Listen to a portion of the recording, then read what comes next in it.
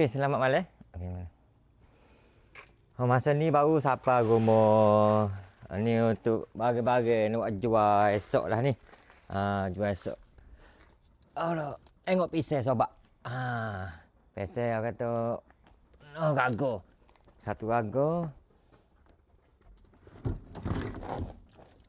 Dua gago. Dua gago. Ni ada lagi bagi lagi.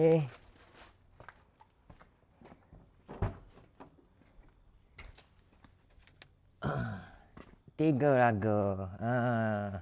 Ini kita nak buat jemput pisang untuk esok terjual. So ada orang tanya di buat kuih lagi, jual minyak wangi lagi. Dai ko. Ya gini be. Macam kuih ni di kepandaian dia, di pandai buat kuih. Kita rebut keluar tu. Kita buat bisnes. Kuih-kuih, minyak wangi. Punya kereta. So kita nak tambah lagi bisnes kita biar kata bisnes ni pelbagai. Dan satu lagi Audi akan buat keluar produk terbaru daripada Audi. Nanti kan kemunculan produk terbaru Audi. Nanti Audi dah masuk dalam TikTok lah. Korang sepatutnya kena support produk terbaru Audi.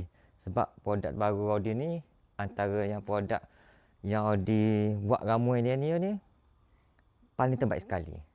Okay dah? Selamat menonton. Baru-baru kita sejenak kedua.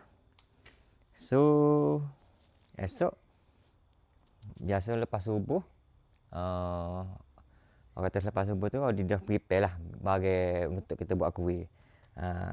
Kita kena buat awal sikit sebab nak buat dalam kuantiti banyak ni.